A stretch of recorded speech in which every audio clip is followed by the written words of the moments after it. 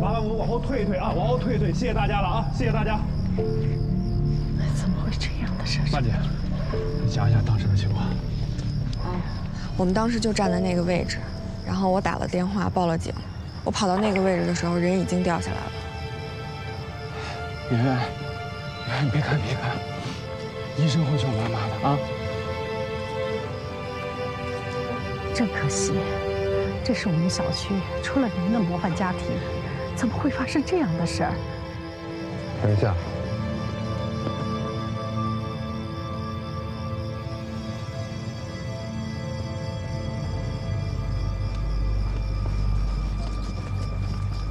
现场什么情况？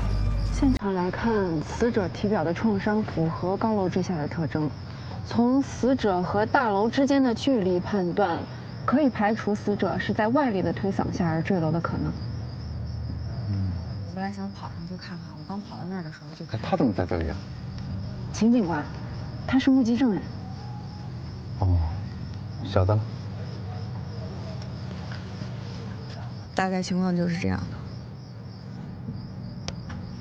王队，王队，这个案子你怎么看啊？照现场的情况看，基本符合自杀。自杀，这么快就定了？周周啊，我觉得你和我们二队的案子还是蛮有缘的，不如来我们二队好了，二队欢迎你的。谢谢王队，有必要。不要着急回答啊，慢慢考虑。哎，这里发生什么事啊？我们邻居段丽丽跳楼了。啊？那我这些快递送给谁啊？这我可不知道。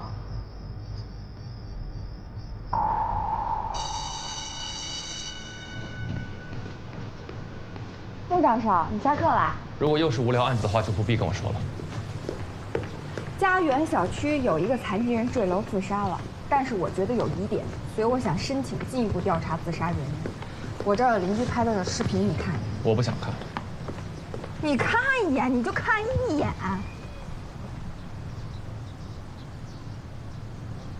从视频上看就是自杀。好，二队的判断也是自杀，但我在楼下碰到了快递小哥，他手里拿了好几件死者的快递，都是前1、2天买的。昨天还在买，今天就自杀了，你不觉得这很奇怪吗？一点儿也不奇怪。虽然晾衣杆上有他双手清晰的指纹，但是他已经瘫痪1年多了。正常人做引体向上都很困难，他是怎么做到的呀？左哥，虽然你的这个质疑很合理，但是这个死者恰好是个例外，他的确是可以做到自己爬到栏杆上。你看啊，死者3年前因车祸导致下肢残疾，双腿肌肉萎缩，但他的上臂肌肉群紧实。而且肱二头肌与三角肌发达，单靠手臂力量抓住晾衣架坐到栏杆上，对他来说应该不算难事儿。而且恒检那边也说了，晾衣架上有他的指纹，证明他确实是这样做的。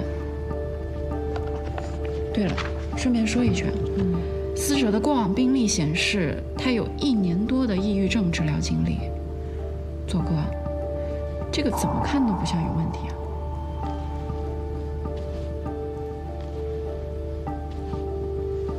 没有问题吗？我怎么觉得不太对劲呢？辛苦了。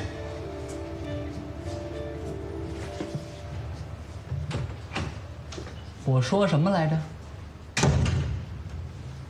可是凭我女人的直觉，女人的直觉是很准，但问题是你不是哥嘛？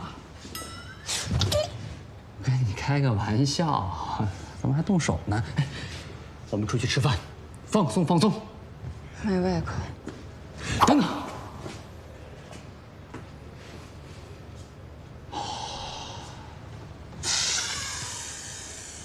我请。哎，你太先生了！哎！梧桐美食广场到了，下车的乘客请从后门下车。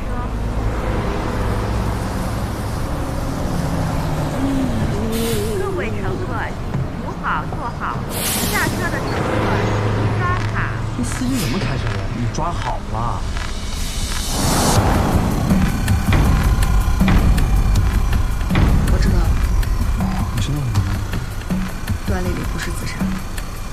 破局。稍等一下，这就知道了。你看，看什么？晾衣杆上只有8个手指的指纹，但是没有虎口位置的掌纹。如果段丽丽要是抓住晾衣杆来借力的话，那虎口的掌纹一定会印在上面。所以，段丽丽根本就不是自己爬到栏杆上的，她的指纹是凶手伪造拓印上的。咱们现在就去张磊家。好。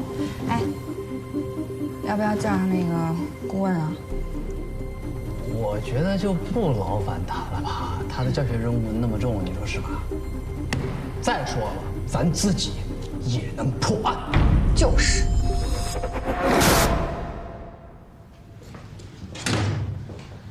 这大周末的，还辛苦你们跑一趟，我给你们倒茶。哦，不用忙了，谢谢。我们就是过来看看，看看有没有什么难处需要帮忙的。阿姨，您别太伤心了，节哀顺变，别伤了身子。你说这孩子，啊，他为什么就想不开？让圆圆以后该怎么办？妈，你也别太难过，进屋休息一会儿。阿姨，请您留步。我们想问一下，当时段丽丽坠楼的时候，您在哪里啊？你这，你是在怀疑我吗？啊不，阿姨，我们不是那个意思，您别误会，我们就是例行公事的问问，还希望您能够配合我们。那天晚上我跟老姐妹们跳舞去了。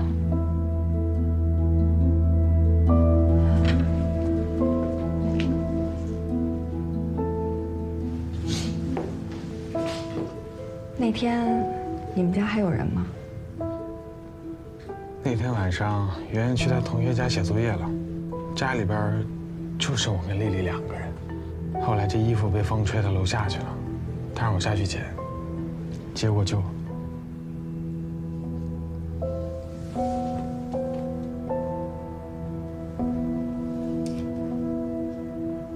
谢谢啊，姐，注意身体。嗯。怎么样？已经证实了，祖孙俩的不在场证明都成立。当时张磊也在我身边，他也有不在场证明。那就奇怪了，难道他们走了之后，家里又来了别的人？不可能啊，门窗的锁都是完好的，没有破坏的痕迹，而且阳台的门也是从外面用死者的腰带系住了。独自一人在家，窗户反锁，阳台的门又用死者的腰带系住了。难道说，这又是一个上锁的房间？凶手有可能是从外面翻过来。左哥，这可是8楼，真要一失足，可就千古恨了。楼体外部确实有陌生人的指纹和脚步痕迹。凶手不可能从1层爬上去，但是有可能横向的从同一楼层越过去。啊，简单的推理而已，跟某教授学的。哎，我打听到了，说同楼层的住户里还真就有段丽丽的死对头。谁呀？据我少女天团的独家情报，段丽丽跟隔壁女邻居结过大仇。3个月前，那女的在家偷情，老公回来了，她就让情夫躲在阳台上，正好碰见了段丽丽。段丽丽还以为是小偷呢，嚷着要报警，这事儿就被曝光了。2口子也离婚了，这仇呢也算是结下了。那女的扬言要搞死段丽丽。你看我说什么来着，穆教授？女人的直觉是很准的。别把偶然性当必然性。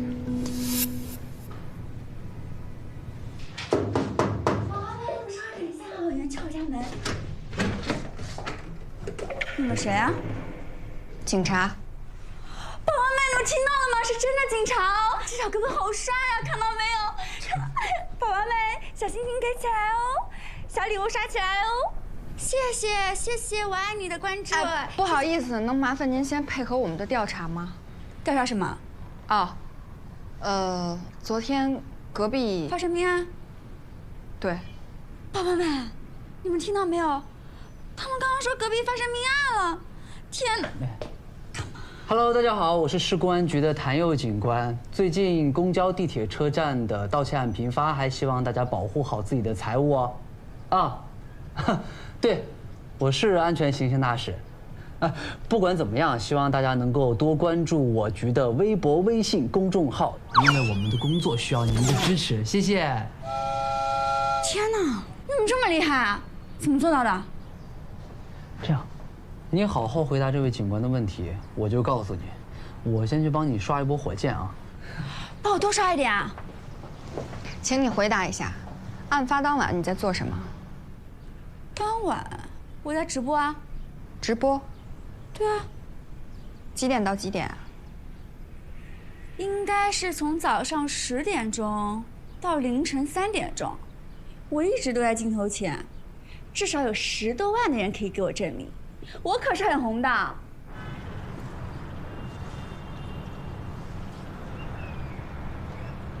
昨天下午有人从你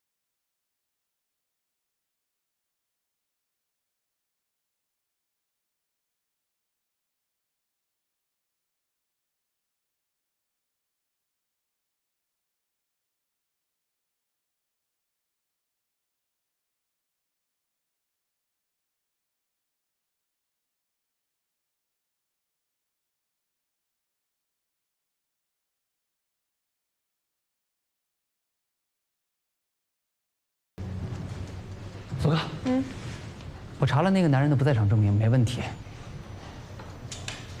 那个男人是7点钟翻进了段丽丽家，他说当时家人都不在，却有一个陌生的男人。7点半钟左右，家人陆续回来，谁都没有说到这个男人，也就是说，在这个时间段他已经离开了。我又查了电梯的监控，根本就没有拍到他。也许他根本就没有离开。什么？ 也不是完全没有这种可能。小柚子，去查一下小区大门的监控录像，把跟段丽丽见面的那个男人找出来。好。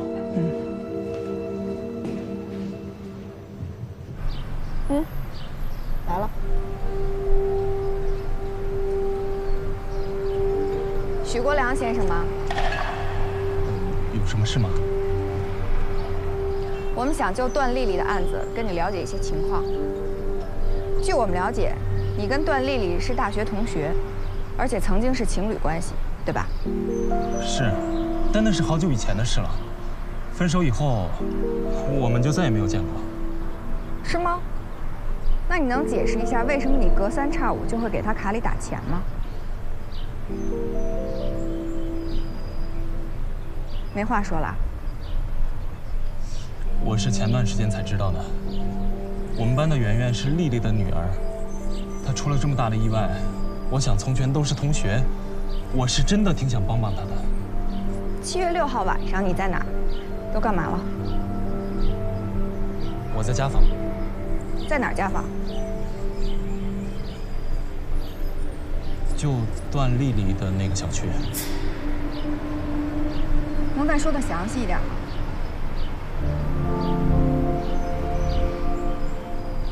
如果你不介意的话，可以跟我们到队里去坐一坐。段丽丽家。后来呢？坐了10分钟之后我就走了，然后到街上逛了一逛就回家了。徐老师，恐怕你还是要跟我们到队里去了。凭什么？因为你说谎了。这是家园小区的监控录像，当天晚上8点半，也就是段丽丽出事了以后，你才从他们家的小区离开。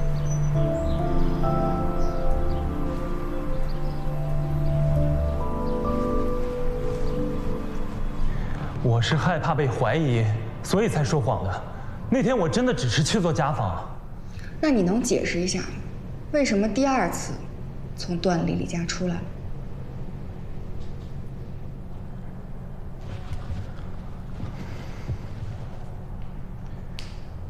其实我是有点担心这个孩子，才折回去的。这是圆圆画的，爸爸和奶奶。这是圆圆画的。圆圆告诉我的时候，我也不相信。她上一个班主任告诉我，她原来是一个很顽皮的孩子，但现在成绩越来越差，精神状态越来越不好。我有点担心，才去做的家访。但是段丽丽什么都不肯说。那我没有办法，只好离开了，去了别的同学家。结束了之后，我还是有点不放心，想回去再。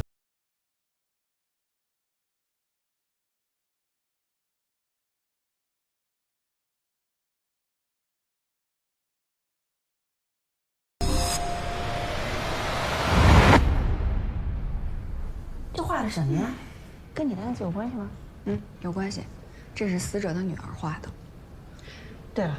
我重新做了病理检查，发现死者体内残留有镇定型药物斯诺斯成分。哦，这个我之前查过，他是为了治疗抑郁症，有服用安眠药的习惯。问题不在这儿，我看过他的病案，发现他的主治医生给他开的药是西地泮，是有人把他的药换成了斯诺斯。啊？有些体质的人服用了斯诺斯以后，会出现妄想、行为异常、梦游等行为。甚至导致自杀。是谁把他的药给换了？张磊换的。斯诺斯是处方药，一般人拿不到的。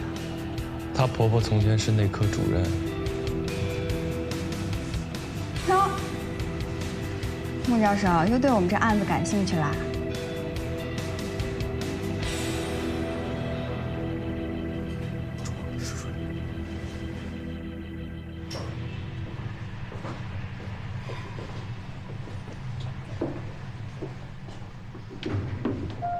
你们又来干什么？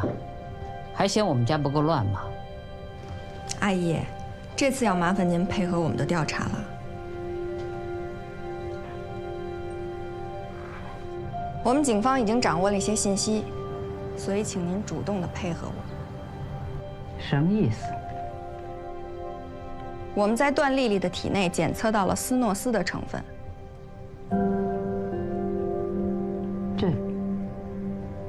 这是丽丽一直在吃的药，有什么问题吗？有问题啊，这不是她的药。原来的药是西地泮，她的药被人换过了。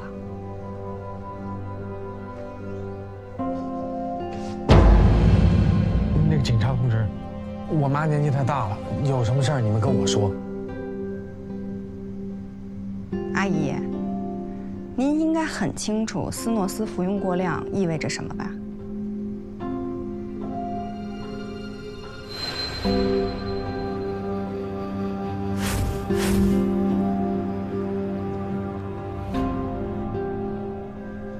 具体情况我们警方会进一步调查的，所以您要好好的配合我们，以避免一些不必要的麻烦。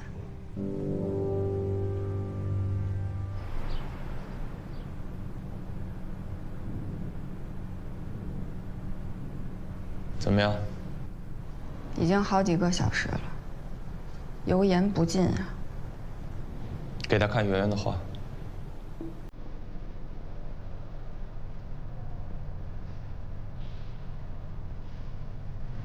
这么多年一直维持着和睦家庭的样子，很累吧？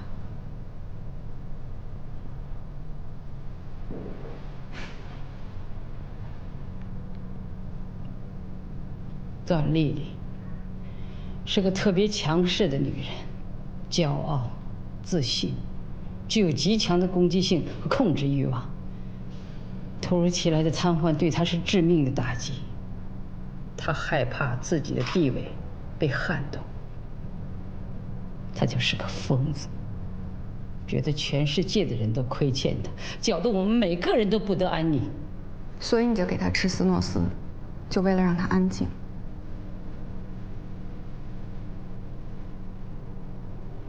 你给他换药的目的是什么呀？我的确有给他用药，但我没想让他死。我是医生，懂得剂量和症状反馈。斯诺斯对他不会产生谵妄的副作用，只会让他安静的嗜睡。他现在已经死了，已经没办法验证他对斯诺斯是不是会产生副作用。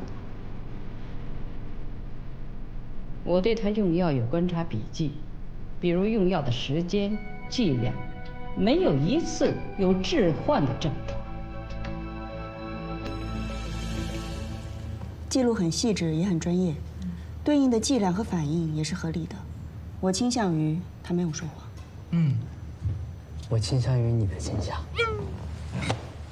所以他的确不是导致段丽丽自杀的凶手，至少不是因为斯诺斯。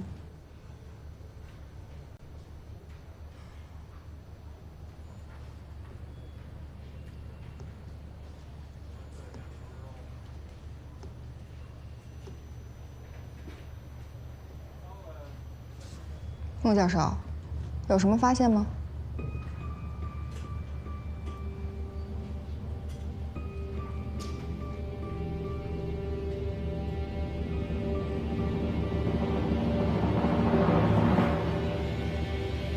这是什么呀？刀片儿，还是镜子呀？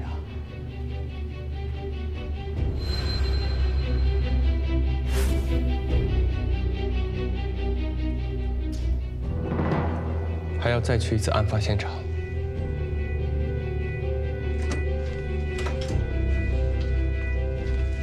是谁啊？警察。你们干什么呀？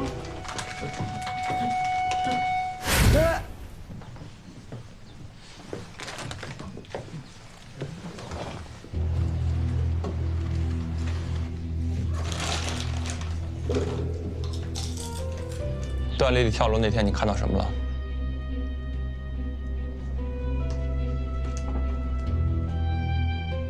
哎，他们家那个晾衣架坏了算不算？第二天一大清早，他们家那个老公就一直在那修晾衣架、打扫阳台，还有整理渔具包。张磊。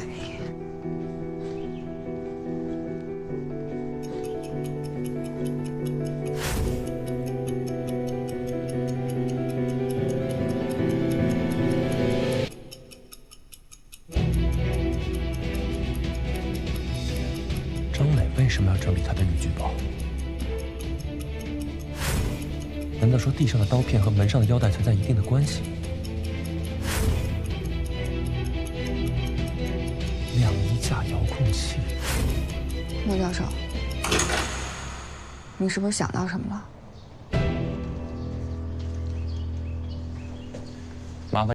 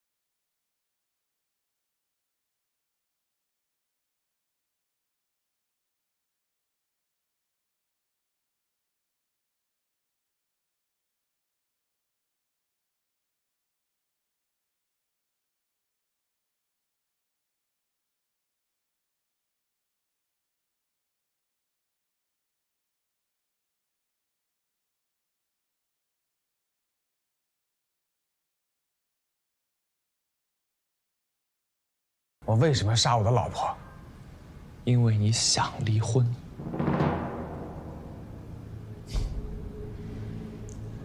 段丽丽遭遇意外，半身瘫痪，这导致她整个人性情大变。从她拍照片的姿势来看，在潜意识里，她应该是一个控制欲很强的人。她的转变，使得原本美好幸福的生活对你来说，突然之间变成了一种折磨。你想离婚，但你离不了。段丽丽的瘫痪是因为工伤，每个月她都会有赔偿金，而你没有正经工作。你知道，在抚养权方面你赢面很小，你也很清楚，如果孩子的抚养权给了段丽丽，这意味着什么？由于段丽丽的存在，整个家庭一直处于扭曲当中。孩子对家庭充满恐惧，在他的画里，所有的家庭成员都是诡异而恐怖的。为了让孩子可以健康成长，也为了你可以早日脱离苦海，你必须结束这个噩梦。而你选择的方式，就是亲手杀死这个始作俑者。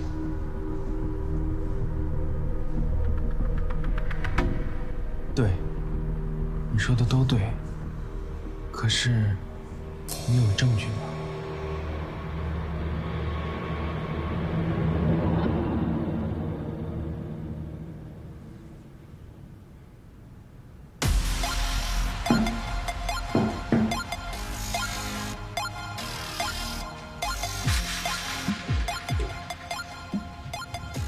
张磊，你涉嫌谋杀你的妻子段丽丽，请你跟我们走一趟。你们有证据吗？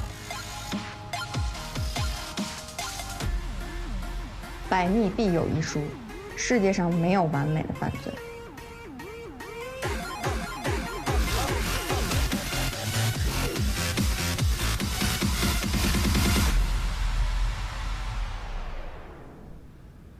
穆教授，有个问题我想请教一下：门是反锁的，而且是用死者的衣带系住的。如果是张磊打的结，那他又是怎么出来的呢？答案就在这个遥控器上。这条衣带跟段丽丽那条差不多。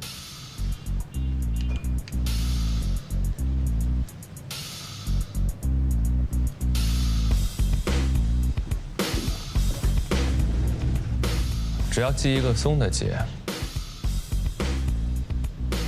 留出一条门缝，人从门缝里钻出来。然后在外面把门关上，再用遥控器让晾衣架上升。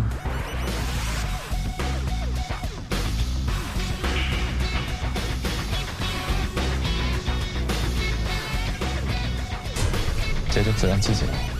哦，我明白了。穆教授厉害啊，真有你的。能不捧臭脚了吗？你真香。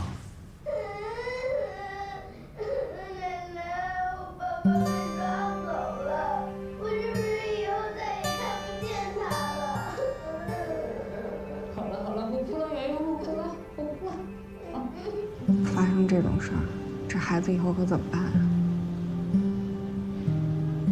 你跟队里说，以后经常来照顾一下吧。我来吧。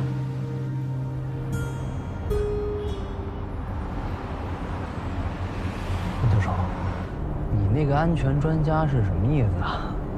字面上的意思。我是说具体是干什么的？远距离指纹扫描、图像射频转换、耳部扫描识别、气味线索探测、障碍穿透型远程感知系统，听得懂吗？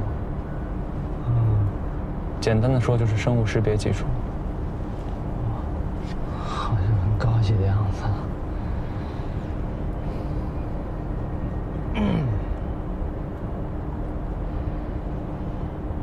我其实吧，就是想说之前。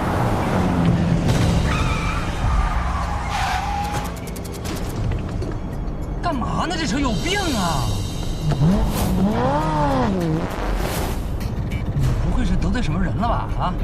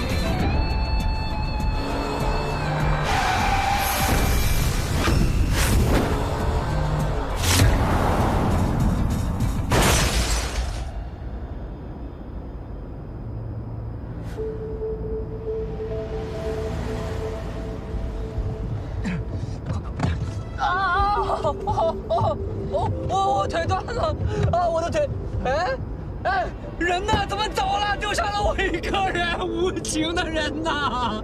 就。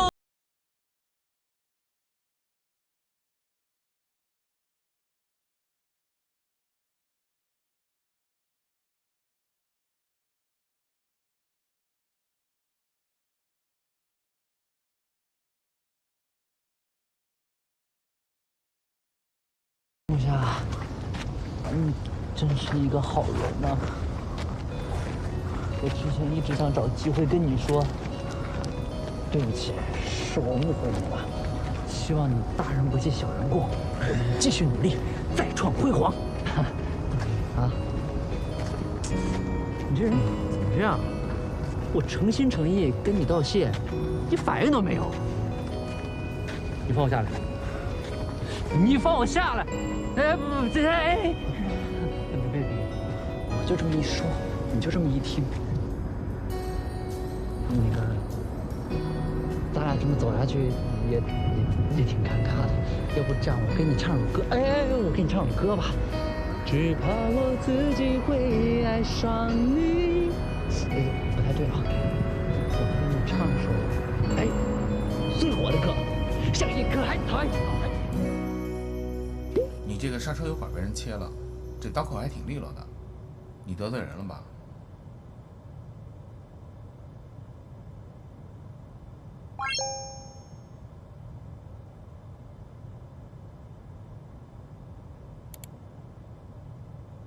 见面礼还满意吗？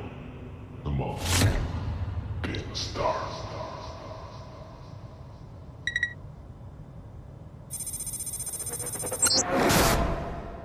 干什么？感兴趣啊？未上锁的房间。那是什么？我跟你说，这是一款非常火的游戏。如果你通关的话，就会得到一个附加章节；如果通关附加章节，就会进入到现实世界的游戏房间，作为主角去破解关卡。如果你不能破解关卡，就会死在里面，而且是真实的死亡。都市传说你也信？我跟你有代沟，我跟木木说，木木，你信不信？木木出了个车祸，你俩关系还挺好。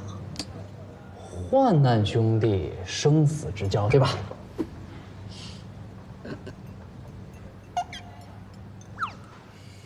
哎，对了，你不是上午有课吗？因为你这么快就来了，来看监控啊？哦，我问过了，彪子说路口的那个监控刚好坏了，所以不排除有人为破坏的可能。如果要真的是人为破坏的，那人一定是个高手，因为一点证据都没留下。木木，你是不是得罪什么人了？这只是个意外。这还是意外？我的命差点都丢了。我想了一下，那辆追我们的车不可能。要是真有人要置我于死地的话，也没必要拉扯一个警察来自讨苦吃。这事儿你别管。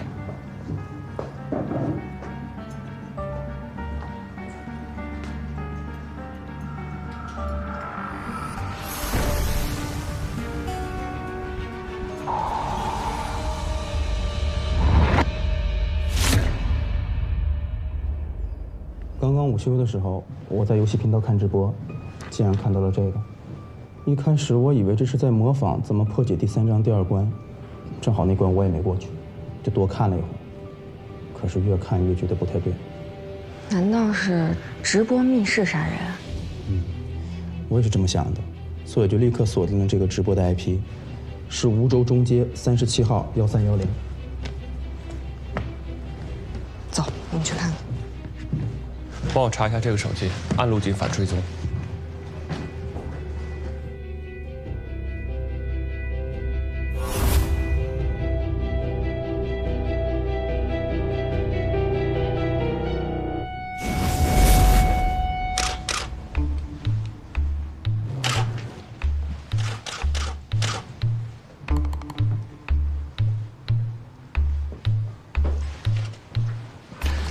死者的肛温接近环境温度，尸斑指压褪色，死亡时间应该在10小时到12小时之间，也就是昨晚接近0点的时候。现场没有血迹，死者体表未发现明显的约束伤和抵抗伤，可以推测死者是在毫无防备的情况下突然遭到袭击。死者的颜面部淤血发干，口角有血，口鼻位置残留有喷状液体的痕迹。从成型状判断，应该是近距离喷射毒性液体导致死者死亡。已做提取交由痕检保存鉴定了，但是我闻到了轻微的杏仁味，怀疑是氰化物中毒。好了，我先走了。申科长，局里见啊，注意安全啊。他用的这些化妆品都很高档，首饰也不便宜啊。可是如果他要是这么有钱的话，为什么会住在这么普通的公寓啊？你赶快叫网监的同志去调查一下这个游戏涉及的渠道和人群。门上的手脚很简单，就是在正常锁下面加一把小锁。当门关上的时候，小锁自然从外面就锁上。难的是必须一环一环地破解关卡，才能找到最后打开门的钥匙。你们看视频，受害人回到房间，发现整个房间的摆设完全不同。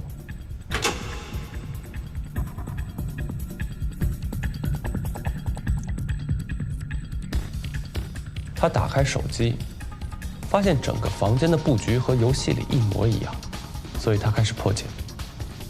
打开信封，发现自己进入真实的密室，然后他发现画中的右眼射出激光指向对面墙上的时钟。他来到时钟前，转动指针，在分针所指方向发现了藏在照片后面的钥匙。然后他打开抽屉，发现4个颜色不一样的盒子。按照歌词的提示，他打开了红色的氰化钾喷出，致使他中毒身亡。死者李林还是个学生，前几天去参加学校组织的交换活动不在家，可能就是这段时间被人入侵，把现场布置成这个样子的。楼道里没有监控，所以没有任何线索。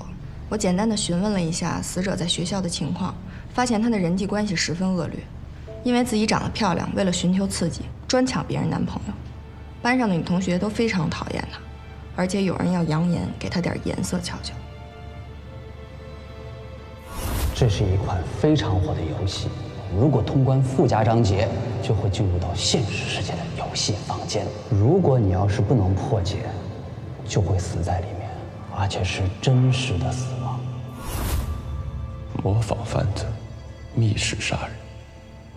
穆教授，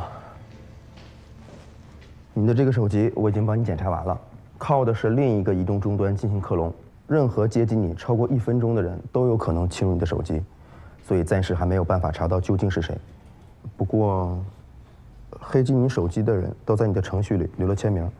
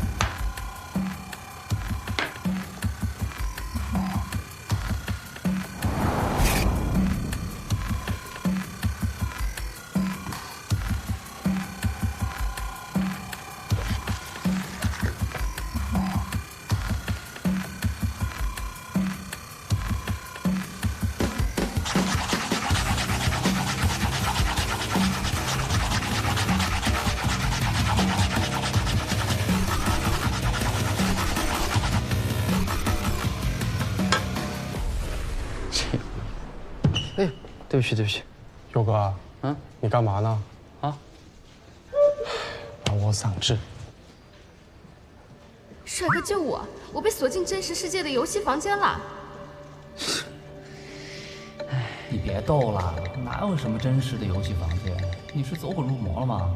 真的有，我手机马上没电了，我在泰山路团结公寓的一个小房间里。小哥哥，我求你了，快来救救我！我醒来以后就在这个房间了，周围都用白布围着。周围有声音吗？你人呢？你没事吧？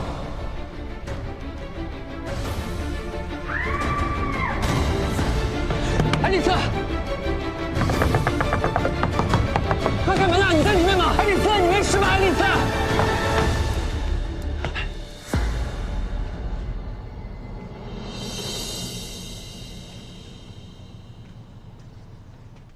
呼啦啦！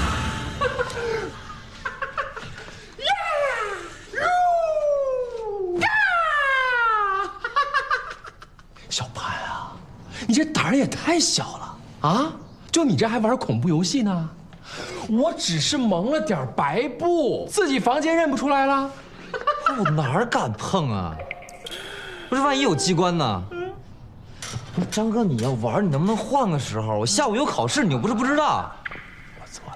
我错了嘛！哎，小潘，我跟你说，你真的不能再沉迷在这些游戏里了啊！什么真实房间、真实审判啊，这根本就不存在的，不可能！网恋奔现，最危险。哎呀，哎，我说你这前女友照片准备留到什么时候啊？啊？不用你管。哟，脾气还挺大，切，你那什么破网名啊？爱丽丝，爱丽丝，哎，爱丽丝，啊，爱丽丝，你谁呀？龙少。呀，小哥哥，你真来救我了！你别过来，你不应该是一枚软妹子吗？你一男的在网上天天叫我小哥哥，小哥哥，不恶心啊？我也没说我是妹子呀，我头像是我偶像小松菜奈，耶。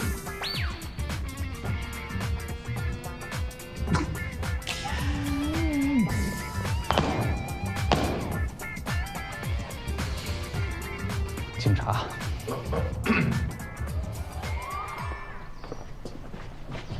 你说现在人这么无聊呢，这种玩笑都敢开？木木，你是怎么来这儿的？你是不是有什么新的发现啊？啊？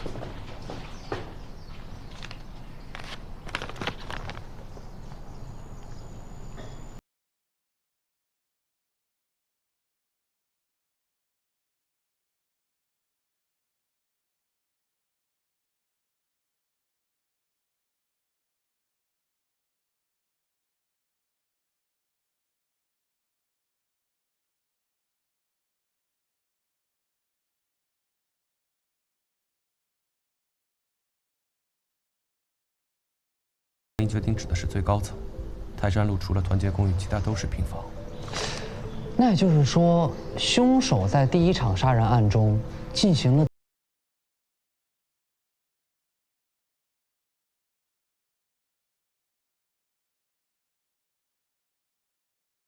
你是不是得罪什么大神了呀？这个 M 也太厉害了，我刚给你安的防火墙，分分钟就被他破解了。而且他发的短信都是基于国外的基站，这个真的很难查的。我知道了。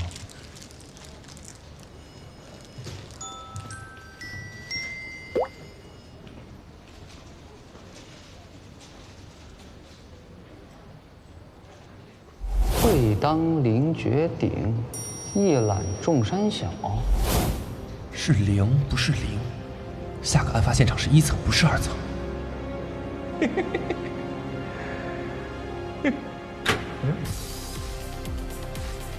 谁？嗯？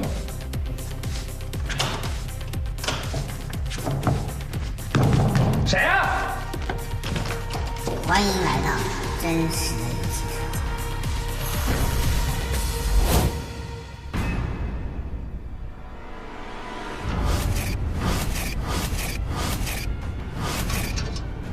微型摄像头，不会又是直播吧？我得赶紧通知彪子，这要是网上有片儿，得赶紧撤下来才行。又是模仿副家长姐，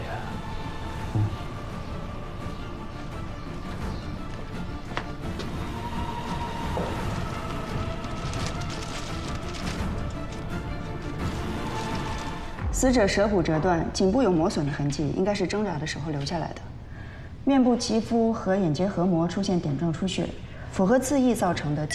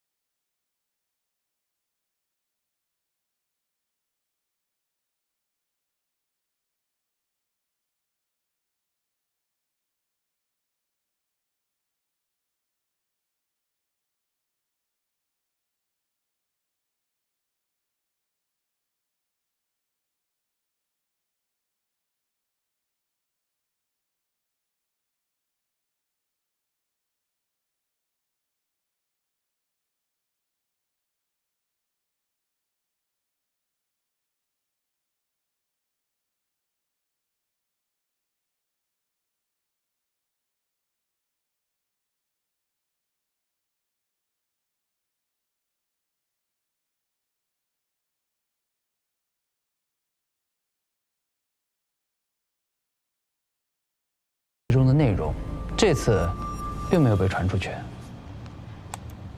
你们看，在视频中，张继仁在死之前是知道自己被反锁在房间里的，并且尝试去开门，但是失败了。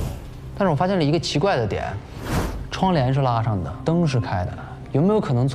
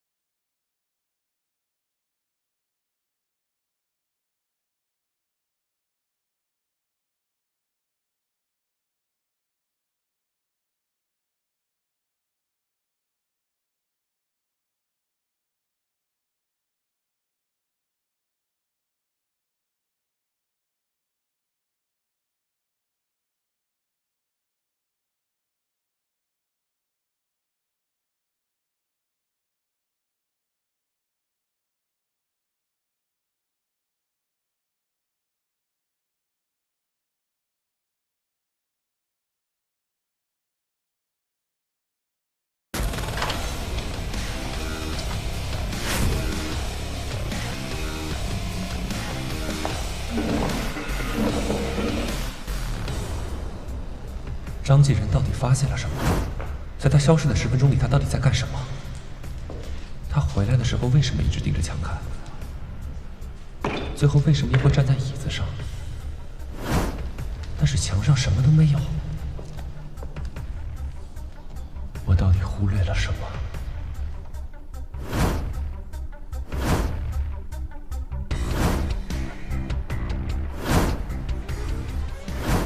吹风机拽我不是干的墙，而是把墙吹干。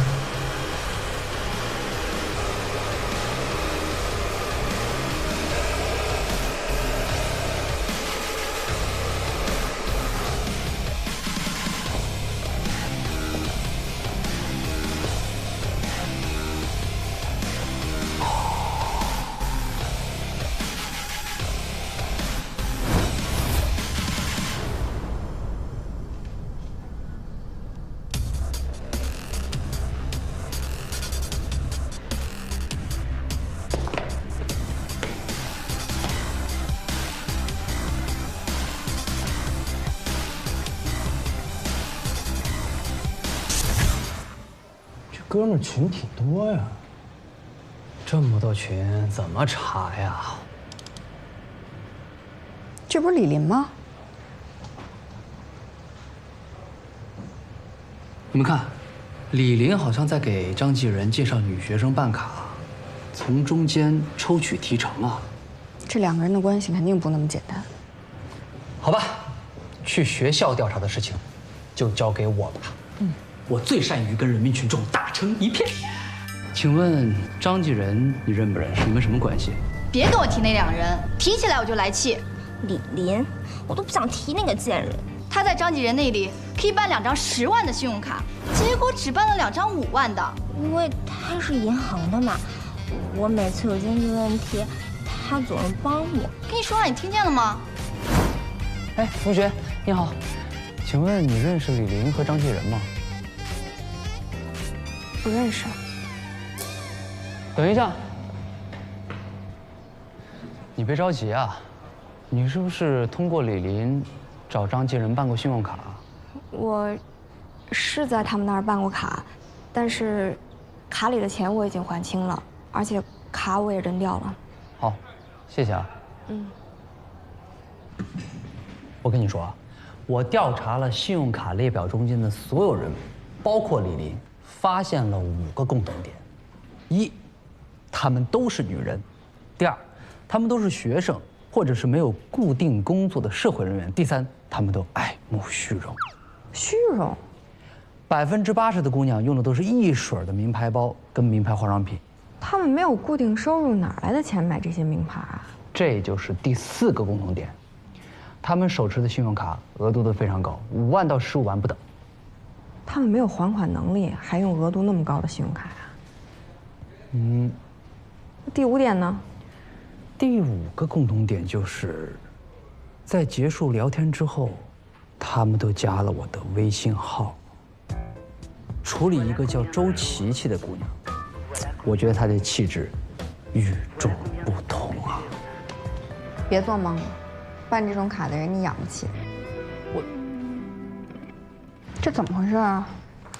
张继仁把他的信用卡副卡给大学生们用，从中收取高额的利息和办卡费。高利贷啊？而且我还查到，每个月从其他账户打给张继仁的钱，远远超过了信用卡本身的还款额度。这些大学生没有赚钱的能力，怎么还啊？沈队，沈队，案子查得怎么样？目前还在排查张继仁和李林的共同关系。越早的查出真相，就越早降低影响，就越早的打消人民群众的恐慌情绪。我们身为警察，就是要以人民群众的安危为重。是。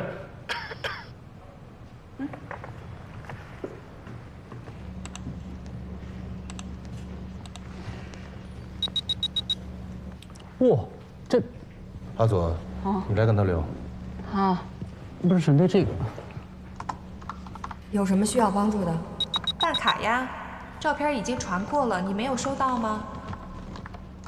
想办多少钱呢？咦，不是报名费1张照片，卡的额度是3万吗？沈队，这是裸贷。裸贷？裸贷不是2队在跟吗？是不是就是那种还不上利息就用不雅照或者是不雅视频，甚至是特殊服务来回报的？这个案子怎么回事？怎么还扯上裸贷了？沈队，这好像是一条新线索。跟下去查，彻底把这些歪风邪气、乌漆嘛糟的东西查出来，查清楚。是。找我来干嘛？又有什么新发现呀？我忽然想到，做裸贷的人一定把各种片儿放在电脑或者是移录硬盘里。电脑我看过了，里面什么都没有。那也就是说，他为了防止别人复仇，把移动硬盘藏在了某一个角落。那等你找到硬盘，就算你立头功啊！你等着。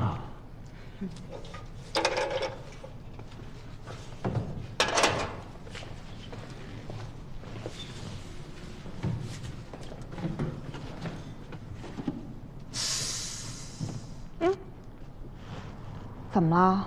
卡手吧？哎，晶晶，可以啊，小柚子。这些女孩都怎么想的呀？谁知道啊？这都在这儿了吗？少了一个。谁？周琪琪。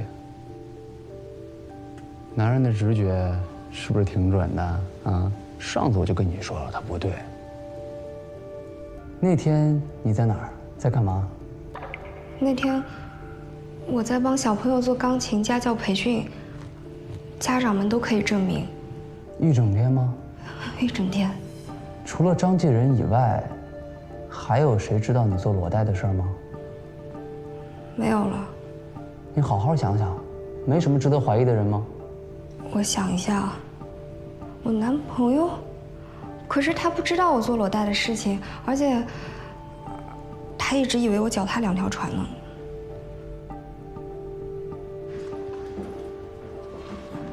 这案子太奇怪了，所有的人都有不在场的证明，这时间就跟算好的一样。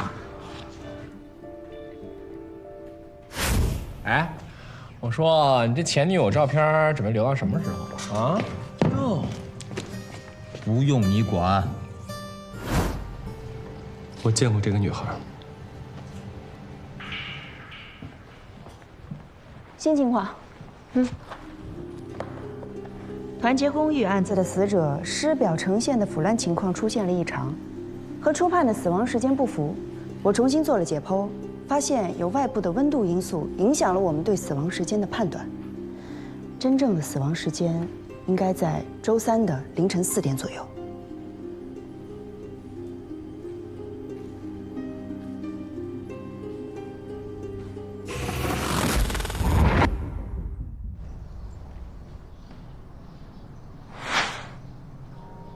时间是算好的。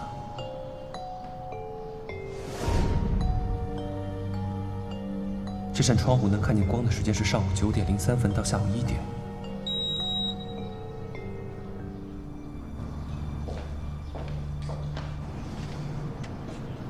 上午9点到下午1点，4个小时。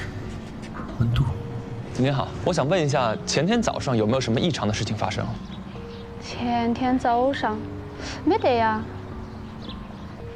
哦，想起来了，前天早上我搞卫生的时候，看到走廊里面有一堆的建筑材料，有木头块啥子的，我以为是哪家在装修，我就给东西走了。是在哪家门口106门口，就在那里。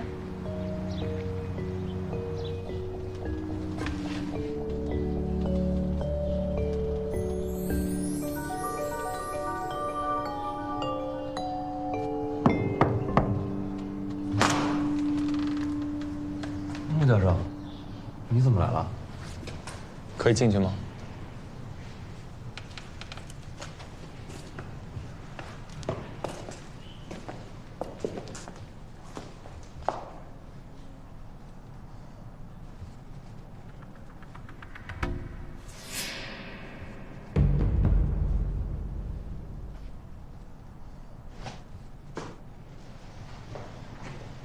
你一直没忘记你前女友吧？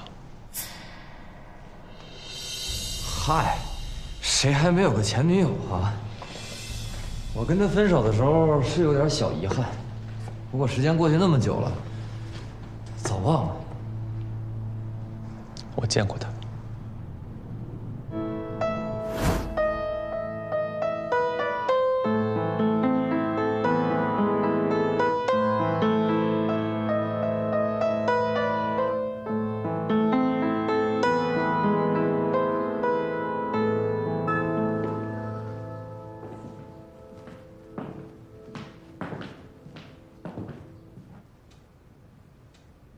《致爱丽丝》是周小姐最喜欢的曲子吧？我们应该不认识吧？潘明的网名就叫葬爱爱丽丝。你到底来干什么的？他一直没有忘记你。一切都过去了。那只是你以为过去了，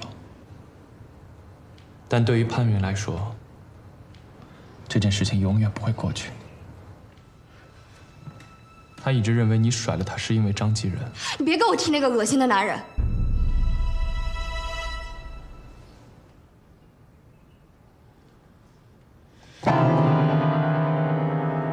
你在每个游戏里都加他好友，不仅天天陪他玩，还送人头送装备，但从始至终，他都不知道你到底是谁。你玩游戏，并不是因为游戏有趣，而是因为他。那又怎么样？这是我的交友习惯，不行吗？你不仅在游戏里送礼物，还偷偷跑到他学校，想匿名送礼物给他。但没想到他不要，把礼物还给你了。就是这个吧？你想说什么？如果今天来只是为了证明我对前女友还念念不忘，那么请你出去。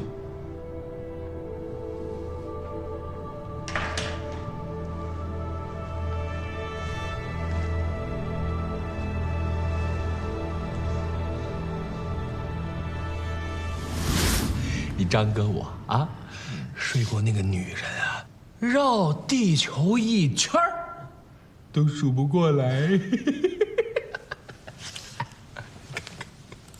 看看，啊，看看，全是，看到没有？还有编号，看。看你，哎呀，你看看，你自己翻一翻，自己翻一翻。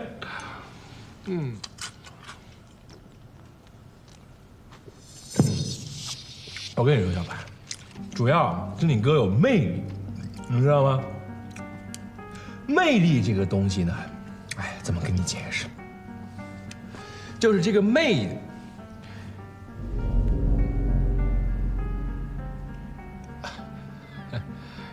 看到他了，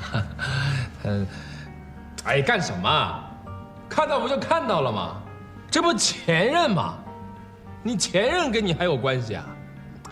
我跟你说，小白，他跟别的女的都一个样，他也要钱，啊！有一次，那个李玲介绍他认识，说他想借钱。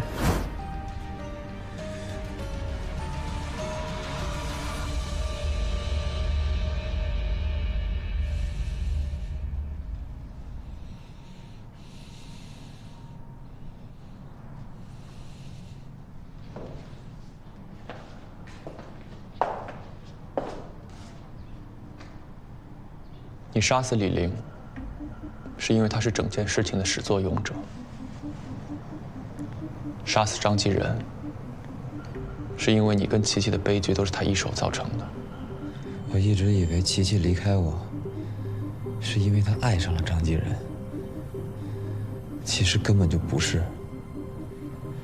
当时她找工作老碰壁，觉得自己穿衣服的档次不够。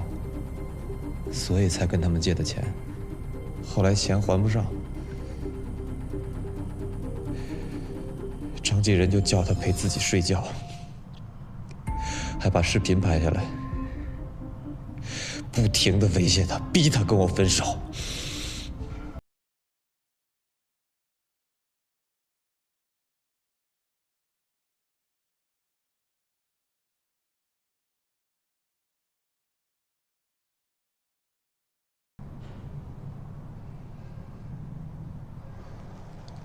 如果每个人都有时间证明，那就代表时间本身出了问题。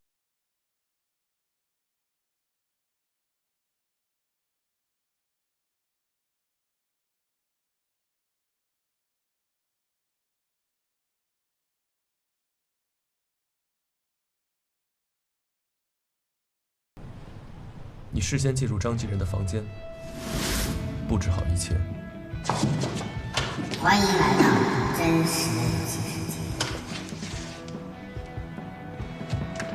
他以为自己真的进入了现实中的密室，于是他开始按步骤答题，破解拼图，找出错误单词，吹干墙面。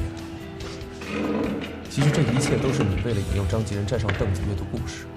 此时你从柜子里出来，用绳子勒住张继仁的脖子，把他拉上天空。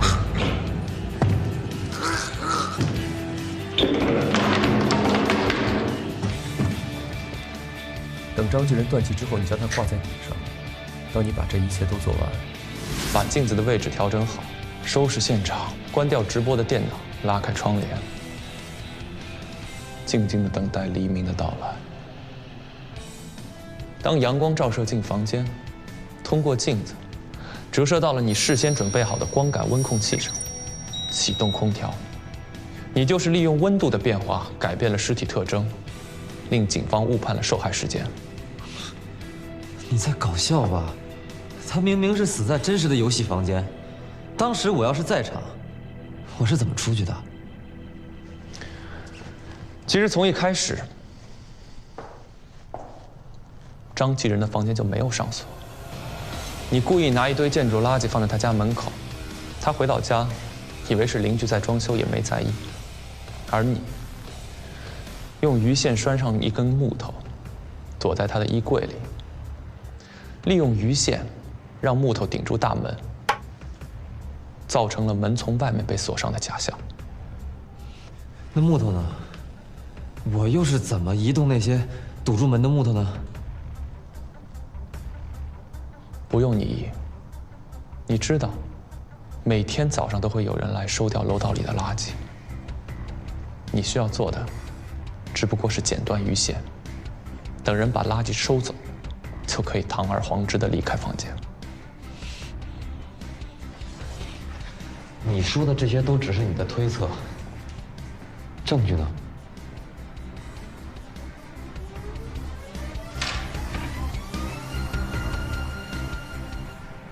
张继仁挣扎的时候，他的指纹留在了这个上面。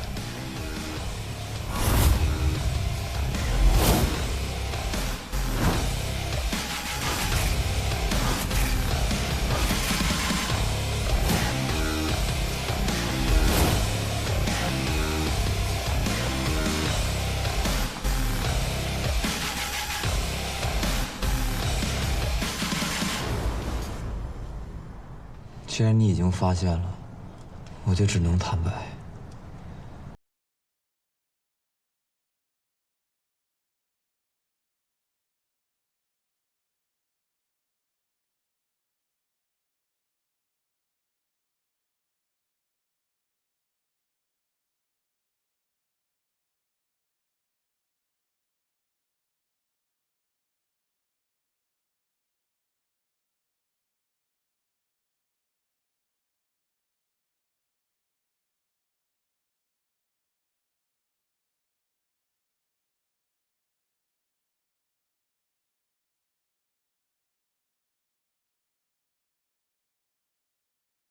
警察正在赶来的路上，你现在自己走出去，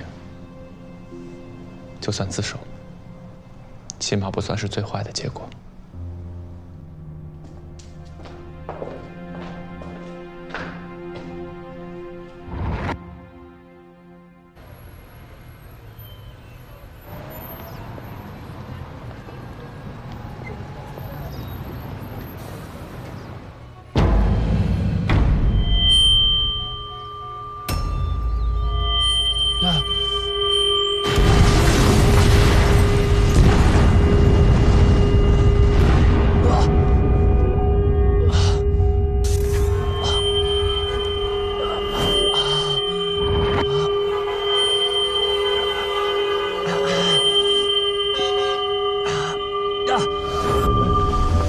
你知不知道刚才多危险呀？那么大声音，你听不到吗？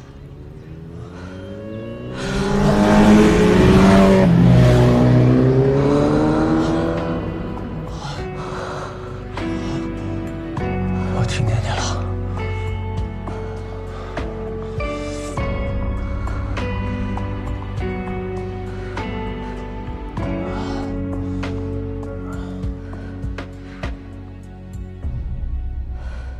你说什么？我查了瑞驰银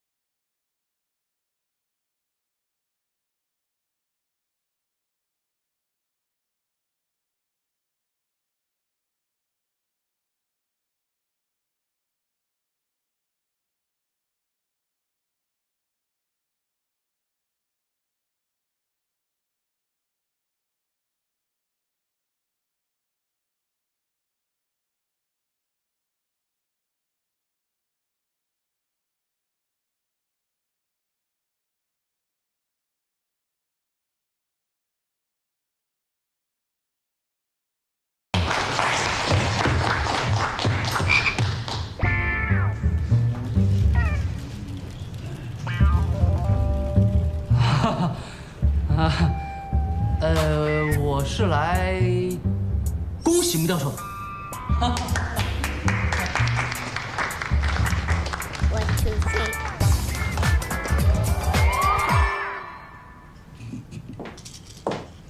阿姨，您别忙了，您快坐吧。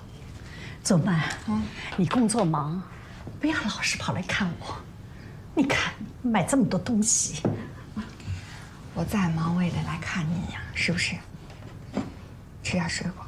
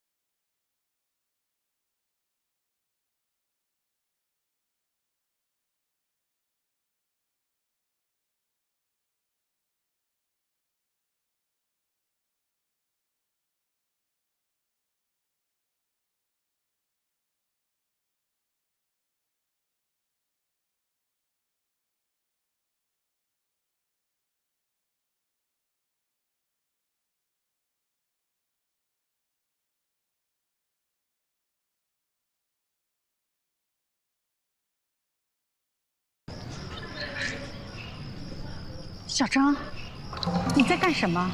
阿姨，我们家衣服被风吹下来了，这不才找着。你们家的阳台啊，早该封了，老掉下东西来。哎，快看，8楼！哎呀，小张，这是你家！丽丽，干什么你？这怎么办呢，小张？快去叫人呐！您好，这里是家园小区，现在有一个女人要跳楼，您立刻出警处理一下。我上去看一下。